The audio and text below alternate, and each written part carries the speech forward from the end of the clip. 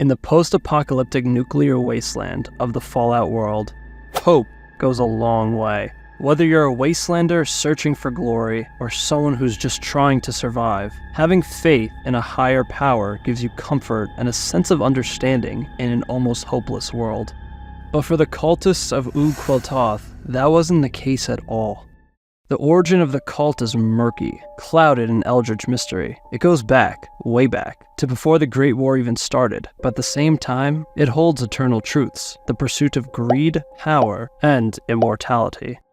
Centuries ago, and years before the bombs dropped, in the almost too quiet Point Lookout, Maryland, lived brother and sister Richard Dunwich and Constance Blackhall. Constance married into the Blackhall family, who were one of the main forces for the intense commercialization of Point Lookout. When Constance became widowed as a result of the new plague in 2058, she became the head of her late husband's family estate. But see, the Blackhalls weren't just into business. In fact, like almost every insanely rich person or family, they were into some weird shit, specifically the occult and the forgotten gods of the old world. Constance became engrossed in the subject, and after she gained control of the Blackhall fortune, she dedicated her resources to expanding the collection and her knowledge of this sinister world. This led her to come into the possession of the Krivbekna, a tome with unknown origins, and inside its ancient pages, she found a name, not of a person, but of something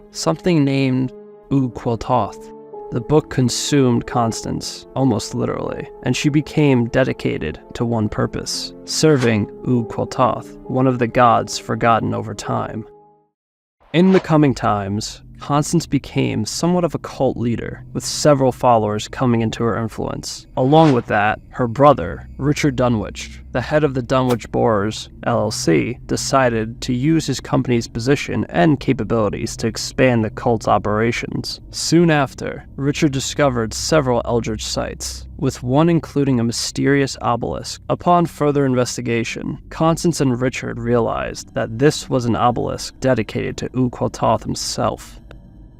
At the same time, Dunwich's excavations in other areas in the US began to bring similar results. In his Massachusetts mine, which was just a cover-up for finding other occult sites, a ritual was performed by Dunwich's lieutenants who discovered a site there. Several employees were apparently bound against their will and turned into feral ghouls. Ultimately, little is known about what happened between then and the bombs dropping, but it is said that while Richard died of presumably natural causes, Constance lived for an unnaturally long time. However, at some point, the Krivbekna was stolen from the Blackhalls, and it is suspected that this is the precise reason for her death after ruling the cult for generations.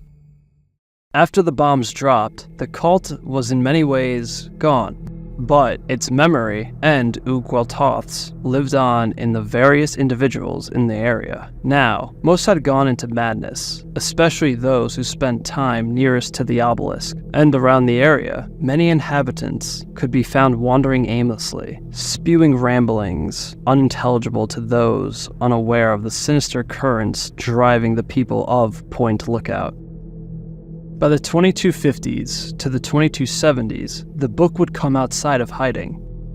One day, Jamie Palabros, who was living in the northern capital wastelands, came into contact with the book when his father, a ranger, brought it home from an expedition. The two tried to sell it to the Brotherhood of Steel, but it was refused. So, Jamie's father decided to return it to its source. It's possible that by this point, Jamie's father had already become attached to the Krivbekna and Ug-Qualtoth's will, since he had abandoned his young son in an old hospital far away from their home. Jamie's father was never seen again. Years later, Jamie decided to find his dad and the book, which he suspected had caused him to go insane. Following his father's trail, Jamie found himself at the Dunwich building, meaning that the book and Ug-Qualtoth likely led his father there. Jamie went inside and found him, but he had turned into a feral ghoul. The Krivbekna was with him, which is the only way that Jamie could recognize that it was his father. Jamie picked up the book and rested his body against the warm stone of the unusual obelisk behind him. Sadly, just like his father, Jamie was ghoulified and relegated to spending the rest of his tortured life in the mysterious building. Several decades later, Obadiah Blackhall, the family's final descendant, rotting away in their estate, was determined to retrieve the book and restore his family's legacy. One day, he meets the lone wanderer and asks him to sit down and chat. Obadiah, aware of the powers and the mere existence of Ug-Qualtoth, was desperate to have that all for himself and tasked the wanderer with retrieving it for him. But right after being tasked with this, the wanderer is met by Marcella, a Christian expert on the occult who pleads the wanderer to destroy the book, if they ever find it. Oddly enough, the book found itself back in Point Lookout, with no proper explanation to justify it, making its way from the Dunwich building, where the last two confirmed possessors met their respective demises. Ultimately, the fate of the book, its attachment to the Blackhalls, and Ug-Qualtoth remains a shrouded mystery. With other sites, such as Dunwich Boars in Massachusetts, it can be assumed that regardless of the book's fate, the eldritch monster most likely still roams the wasteland in some sort of capacity, and like everything else in the Fallout world, is likely connected to a story far more complicated than meets the eye.